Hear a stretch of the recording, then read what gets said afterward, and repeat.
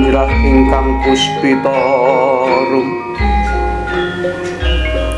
kasiliring samirana mriko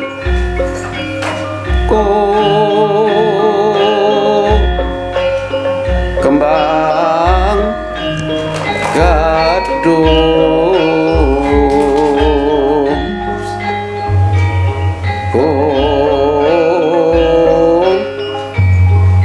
ngas kandano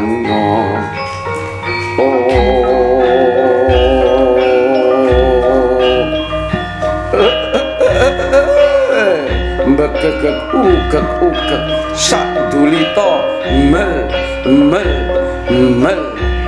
Para Jim, malam ini saya sudah berdua lagi dengan Ghost AR, Ghostbuster. Halo, apa kabar? Alhamdulillah sehat. Kibro.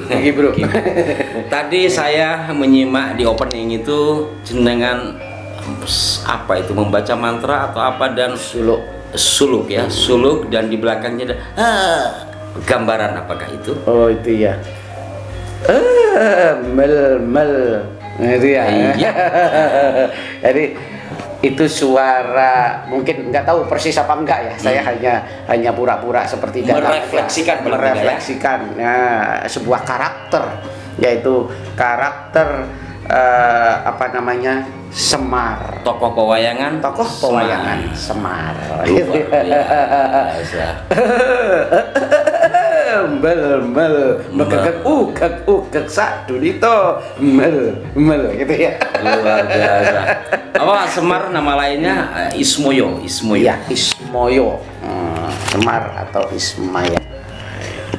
Nah, Semar itu. Nah, ini apa kaitannya dengan suluk dan merefleksikan suara Semar sebagaimana umum disampaikan oleh para dalang ya, di mana Semar juga memiliki karakter yang sangat luar biasa, pengayom. Betul. Pengayom dan juga pelayan, sosok orang hebat, tokoh hebat, tapi beliau ada di bawah melayani, kurang lebih seperti itu yang saya pahami tentang tokoh Semar dalam dunia pewayangan.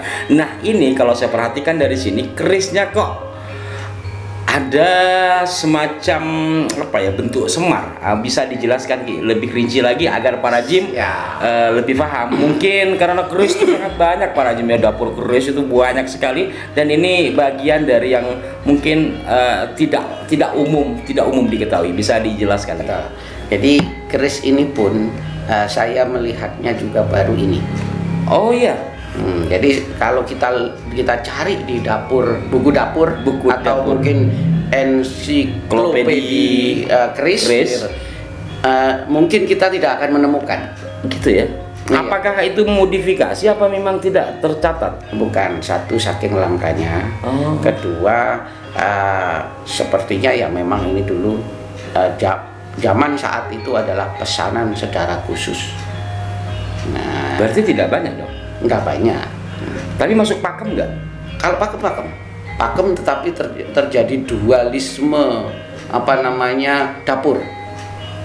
Nah, bayangkan ini berlok ya, loknya 1, 2, 3, 4, 5, 6 gimana? 1, 2, 3, 4, 5, 6, 7, 8, 9 ya. Lok 9 mungkin bisa diartikan sempono. Sempono Panimbal luk 9 ya. Sempono Panimbal luk 9. 9 anggap ya bisa digolongkan ke arah sempono. Misalkan sempono berarti kan urusannya kepada cita-cita atau doa harapan. Sempurnaning kang ono. Tapi bisa juga ada yang mengatakan, sebagian dari teman-teman ada yang mengatakan seperti jaran guyang. Malah aku tadi mikirnya kayak jaran guyang lenggoknya terus, tapi ininya kurang apa ya? Ininya ini kurang tweak gitu ya. Betul. Jaran guyang yang tweak. Tapi di bawahnya ada ganan. Ganan itu keris ya. Kalau sudah ada ganan itu apa ya? Tambahan ornamen di bawah ini Pokoknya di bawah ini ada ornamen seperti pahatan boneka, itu namanya ganan. Oh, seandainya tidak ada ini ya, mungkin dari Luk memungkinkan itu sempono atau jaran goyang dari apa lekuan. Betul. Tapi di situ kurang, nggak tahu, saya tidak banyak lihat ya, hanya beberapa yang saya lihat tentang jaran goyang. Biasanya di sininya kayak kuda gitu. Betul. Itu tapi kayak ini ya kayak jaran goyang. Kalau sempono kayaknya nggak terlalu begini. Ya itulah ya hasil. Ini masuk kepada keris ganan. Keris ya, ganan itu memang keris istimewa kalau zaman dulu, karena berawal dulu ada namanya dapur. Ya termasuk ganan itu apa ya, gono itu artinya gajah, Ganesha, Ganeso itu loh, Ganesha. Nah jadi dulu ada keris yang dapurnya itu Ganeso. Nah maka Ganeso itu keris berdapur Ganesha itu memang di sininya kan ada boneka atau apa pahatan apa namanya ini, arca lah kabarnya ya gitu ya, relief kan ya, relief berbentuk Ganesha atau gajah. Maka awalnya itulah yang dulu ada namanya keris ganan. Tapi seiring dengan perkembangan ya era, akhirnya ganan itu tidak dimaknai sebagai Ganesha saja, tidak dimaknai sebagai gajah saja, karena nanti akhirnya ada ganan makoro, ada makara yang diketrikkan, ada juga kemudian mungkin ganan putut gitu, ada putut yang juga diketrikkan, ditambahkan kan. Jadi gitu itu menjadi bagian mungkin varian-varian dari ganan itu. Betul, sampai ada yang mengatakan sebuah yang membahasakan bahwanya ganan itu ada bahasa lain adalah gatra atau gotro, artinya berbentuk. Jadi ada ornamen bentuk lagi yang disematkan. Kalau khusus yang ini ganannya berbentuk semar atau cuman saya yang seperti menganggapnya memang semar? Oh iya benar. Memang semar. Ini entah semar lungguh apa semar kuncung saya nggak tahu, tapi yang jelas cirinya adalah semar. Dan kenapa disematkan ganannya kok semar? Mungkin yang jelas memang ini auranya adalah energi esoterinya adalah untuk pengasih dan penyayang. Ya, pengasihan lah katakanlah. Secara memang tokoh Semar itu adalah tokoh yang banyak eseme samar gitu, jadi eseme nyamari, jadi esemnya itu loh, senyumnya itu loh, tersamarkan, itu tersamarkan gitu. Nah tokoh Semar itu tokoh yang sangat fenomenal, tokoh yang sangat sebetulnya serius, tapi di dalam dia membawa keseriusannya dalam kesantaian, sersan. Serius tapi santai. Tapi santai.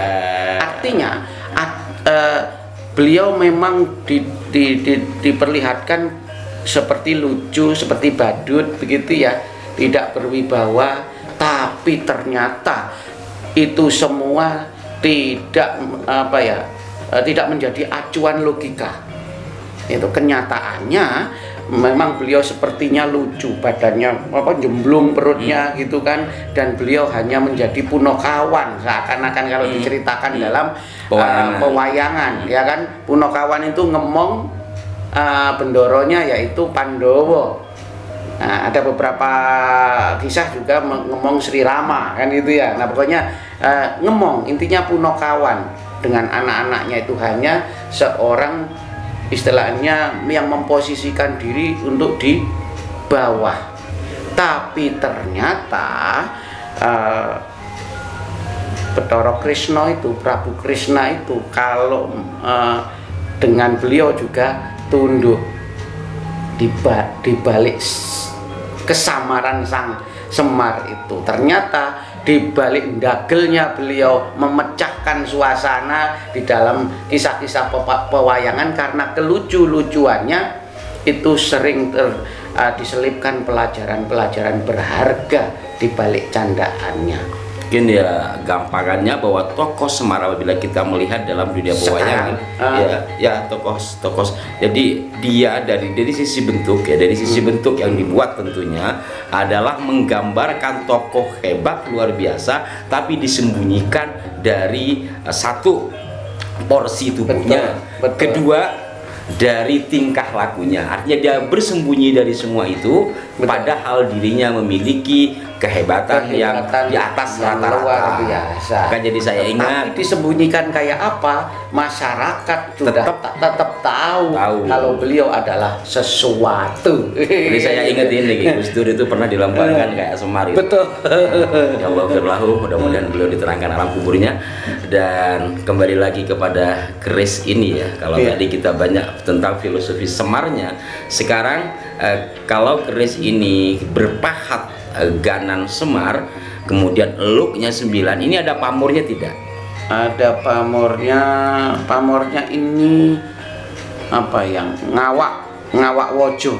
Jadi istilahnya itu antara baja dengan seloroknya itu menyatu. Maknanya apa itu? Maknanya ya apa ya? Ya sepuh, kasepuhan gitu loh baratnya. Jadi secara tidak langsung bisa diartikan secara filosofi. Dikatakan keleng ya memang nggak keleng. Kalau kita basahin dengan minyak itu nanti terlihat ada pamornya tadi itu. Tetapi dikatakan berpamor, pamornya tidak terlihat tidak tampak begitu nyata ya. Artinya seperti terpahat banyak misteri di sini. Demikianlah sebagaimana tokoh Semar. Enggak, kalau secara umum keseluruhan dengan look 9, kemudian ada pamor yang tak teraba tadi, tak terbaca dengan jelas, kemudian ada ganan berupa Semar. Simpulannya apa kira-kira? Simpulannya adalah ya jangan melihat seseorang dengan tampilan luarnya. Makan itu, dan itu apabila pesan yang disampaikan dari keseluruhan bentuk ini, artinya kita jangan melihat seseorang hanya dari kulit luarnya, mungkin seperti itu ya. Itu pesan filosofi yang tersirat dari keseluruhan bentuk. Tapi kalau fungsi secara ini ya tuah lah ya. Secara tuah yoninya jelas memang yaitu tadi Semar adalah tokoh yang menyembunyikan dirinya dalam bentuk apapun, tetap disayangi oleh banyak orang, tetap disukai, tetap menjadi maskot pengasihan. Artinya apabila keris ini mengandai dimiliki oleh seseorang, apakah citra yang ada pada keris ini juga melekat kepada pembawa?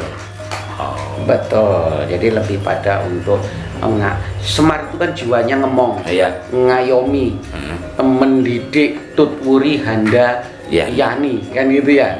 Ing ngarsa sung tulodo, ing madya mangun karso tutwuri handayani, kepada anak-anaknya. Di depan itu selalu memberi petuah yang baik kepada anak-anaknya, Nolo Gareng, Petro, Semak, Bagong kan itu ya. Lalu di tengah-tengah itu selalu memberi motivasi, di belakang memberi dorongan. Luar biasa filosofinya para jim semua ya.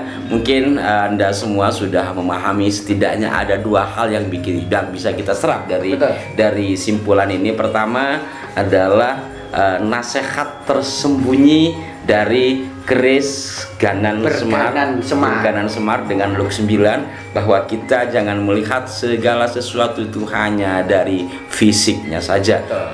Yang kedua, bahwa kemungkinan insya Allah pemiliknya juga akan tercitrakan sebagaimana yang diharapkan oleh sang empu dengan membentuk keris ini. Apapun dan bagaimanapun memungkinkan sang pemegang yang sudah menyatu mungkin bersinergi, tetap saja dia akan menjadi sosok yang pengemung dan tetap bersembunyi bagaimanapun akan disayang banyak orang. Kurang lebih seperti itu ya. Demikian para jim ya, mudah-mudahan bermanfaat. Ini salah satu bukti kekayaan dan kedahsyatan karya leluhur kita dalam membentuk pusaka. Tidak asal tajam, tidak asal beluk, tapi banyak makna yang diselipkan, yang ditatahkan. Kita tinggal ngerawat, kita tinggal menjaga uring-uring saja ya. Baik, kalau begitu kita tetap tidak bosan-bosan untuk mengajak para jin untuk menyayangi, mencintai, menguri-uri budaya leluhur bangsa sendiri. Ya bangsa orang lain juga boleh, tapi jangan sampai bangsanya sendiri disalah-salahke, tuh ini bangsa wong diagung-agung ke. Itu yang banyak salah kaprah. Iya. Baik, ini semua adalah jimat leluhur. Jimat leluhur cermin jati diri bangsa. Jimat leluhur cermin jati diri bangsa, dan jimat leluhur pasti top markotop. Amazing. Wassalamualaikum warahmatullahi wabarakatuh.